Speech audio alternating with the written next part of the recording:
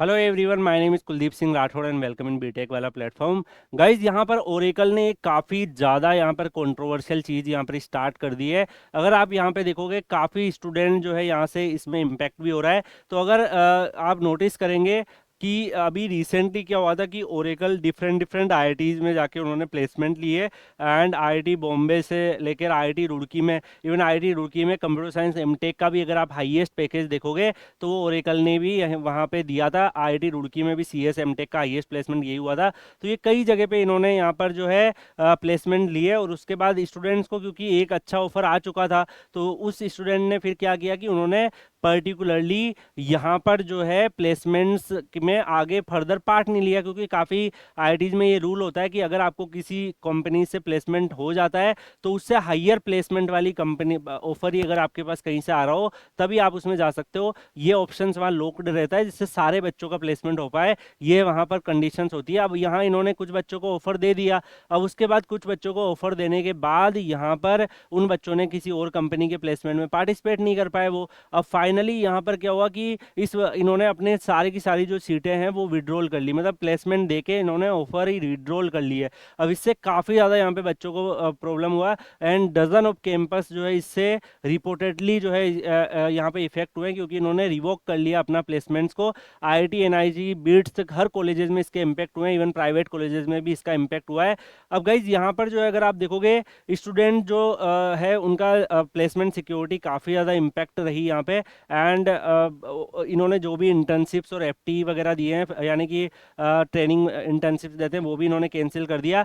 अब मैं आपको एक चीज़ बताऊं, अब नॉर्मल कॉलेजेस में क्या होता है कि अगर ऐसा मान लो किसी प्राइवेट कॉलेज में होता है, नॉर्मल कॉलेज में होता है, तो वहाँ ज़्यादा कुछ इम्पैक्ट नहीं होता। लेकिन आईआईटीज़ में, सारे आईआईटीज़ के बीच में एक यूनिटी होती है कि कोई भी कंपनी कोई भी ऑफर देके उसको रिवोक कर रही है या फिर हायरिंग कर ली, उसके बाद मान लो 1 महीने 2 महीने बाद सैलरी यहाँ पे कम कर दिए, पहले ज़्यादा ऑफर पे लेके चले गए। तो अगर उन्होंने कोई भी जो कंडीशंस है एमओयू को थोड़ा सा भी ब्रेक करती है तो आईआईटीज़ के प्लेसमेंट थोड़े से सिक्योरिटी साइड में चले जाते हैं। बिकॉज अगर आप देखोगे यहाँ आईआईटीज़ ने इस पर्टिकुलर कंपनी को 2 ईयर के लिए यहाँ पर जो है रिस्ट्रिक्शन दे दिया है, ये आईआईटी में विजिट करके प्लेसमेंट नहीं ले सकती अब। एंड प्लेसमेंट यहाँ फुल टाइम जो इंटर्नशिप्स ऑफर वगैरह जो इफेक्ट हुई, मल्टीपल टॉप कॉलेज के जो स्टूडेंट इम्पैक्ट हुए हैं, तो फाइनल प्लेसमेंट स्टेज में अगर ऐसा रिवोक हो जाता है तो कई स्टूडेंट को ये प्रॉब्लम होता है। एंड इसमें डेफिनेटली ये डिबेट भी स्टार्ट हो गई है कि कैंपस में प्लेसमेंट के इथिक्स एटलीस्ट जो है कुछ ऑर्गेनाइजेशंस के लिए यहाँ पर प्रॉब्लमेटिक कर सकते हैं। आईआईटी दिल्ली में भी इसका इम्पैक्ट हुआ, आईआईटी कानपुर, खड़गपुर, मद्रास,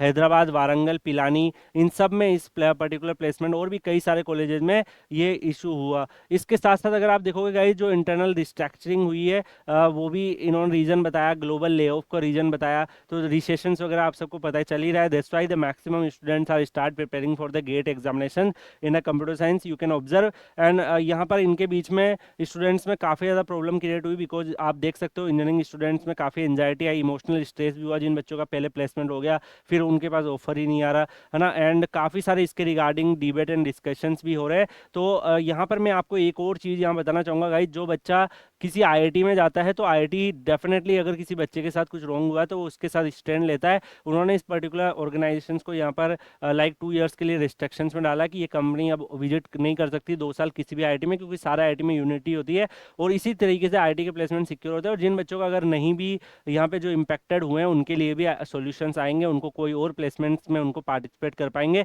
तो उन सब चीज़ों के लिए यहाँ पे सॉल्यूशंस जो है करे जा रहे हैं। एंड डेफिनेटली इन्होंने रेस्ट्रिक्शंस भी डाल दिया है, पॉसिबल 2 ईयर प्लेसमेंट बैन भी यहाँ पे हो चुका है। तो जो भी यहाँ पे सिचुएशन चल रही है, इससे मैं आपको यही बताना चाहूँगा कि यार गेट एग्जामिनेशन जैसे एग्जामिनेशन से अगर आप किसी ऑर्गेनाइजेशन में पहुँचते हो, जैसे आप गेट एग्जामिनेशन से आप एनआईसी में जाते हो, आप आईबी में जाते हो, कैबिनेट सेक्रेटरीट में जाते हो, आप मल्टीपल ऑर्गेनाइजेशन में जाते हो, तो वहाँ पे आपकी जॉब जो है हाईली सिक्योर रहती है।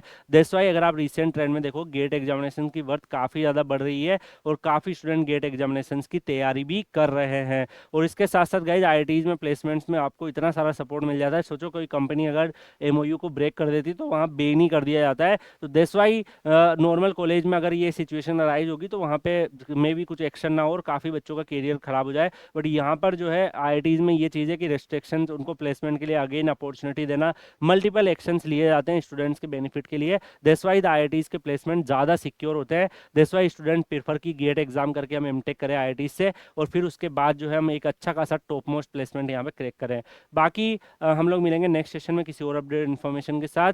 आप लोग बीटेक वाला के प्लेटफॉर्म पे जुड़े रहिए, जिससे आपको हर एक तरीके के करियर से रिलेटेड गाइडेंस मिलती रहे।